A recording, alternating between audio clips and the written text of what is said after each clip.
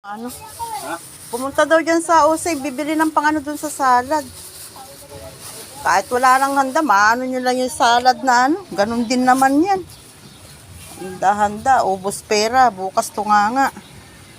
Ayan, may suha na tayo mga kalola. 40 lang daw to from Ilocos. O, diba? Marami naman ganito sa amin sa Cagayan, kaya lang. Iba yung suha na ano, meron suha talagang matamis. Ewan ko kung matamis ang lalaki. Oh. 40 pesos ang isa. Wala ngayon si Apo, nasundo na naman siya mga kalola. Si Apo ay nasundo na naman. Meron na akong pandagdag dun sa natira niyang mansanas. May mansanas kasi sa rep tsaka orange. Yung natira niya nung umuwi siya. May papaya din.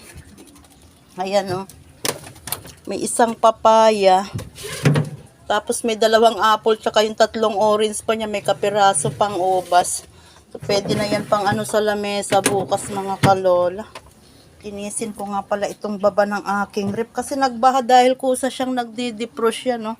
Yan lang ang laman ng aking rep. Bukas masisintensya na naman yung Smirnoff na yan. Ang dumi pala ng aking rep. So, linisin ko nga muna bago. Tapos may bigay kaninang butchi. Ayan, thank you very much. Kaya lang, hindi na siya umabot ng bagong taon. Basta may mga ganitong pagkain. Hindi na umaabot. Ayan, o. Ayan na lang yung natira. Ilang piraso. Masarap kasi itong butchi na ito mga kalola. Ito ay binibigay ng aking kakumari dyan sa pagka galing sa Santa Maria. Sarap ng pagkakaano niyan, malambot siya. Sarap ng timpla niya. Special butchi. Valdez butchi. O baka naman. Ayan, nagsaing na tayo. At yung anak ko ay namili naman ng panghalo dito. O mga naipon namin na ano. Yung mga bigay-bigay na pang salad. Dadagdagan daw niya. Yan na lang yung aming ano bukas. Tapos meron pa dito yung isang set ng spaghettihin. O. Meron din akong kanton dun sa ano. Baka yung kanton na lang ang mailuto namin. Tsaka iyan, pandagdag. O diba? Tapos uuwi yung anak ko na nasa Baliwag. Dito yata sila magbabagong taon. Eh yung mag-ina naman, uuwi yun sa Auno, yung alaga ko. Kasi dun yan mag-New Year sa Santa Maria kay dada niya. Pero sa Auno, nandito yan silang magmimi. So, ayan lang mga kalola. Di tayo kahit gustuhin natin maghanda ng bongga. Kung wala naman tayong ihahanda, tiisin na lang natin, ay anuhin na lang natin mga kalola kung ano yung meron. Hindi po mahalaga yung gusto mong magbongga. Wala ka naman ibobongga tapos ipapangutang mo lang yung panghanda mo, diba? O sino ang mahihirapan din pag after ng handaan, diba tayo rin magbabayad ka ng utang.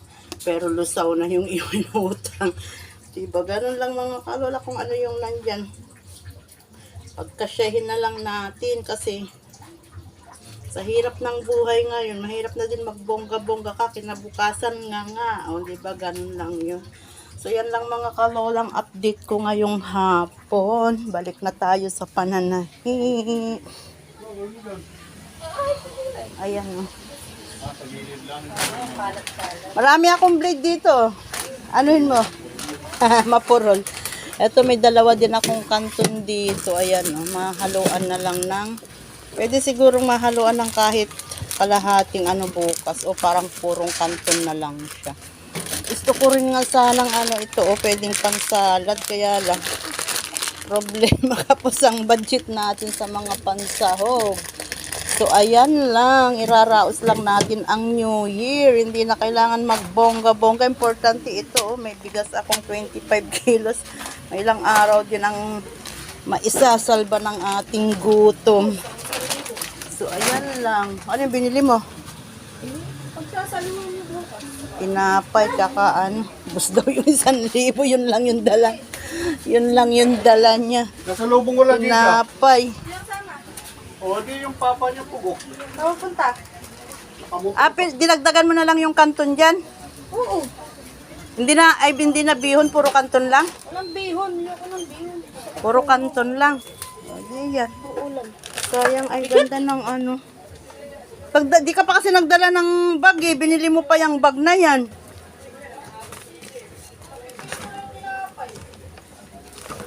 Ayan, meron pagsalusaluhan bukas mga kalola. Okay na yan. So, ayan lang bye for now. Ano taba? Bukas magtatago kayo dahil sa paputok. Takot kayo sa paputok. Tago-tago na naman bukas. Bye for now, mga kalola. Happy holidays. Happy New Year's from my family to yours. Ayan, and see you again on our next vlog. Bye-bye. Love you all. Mwah.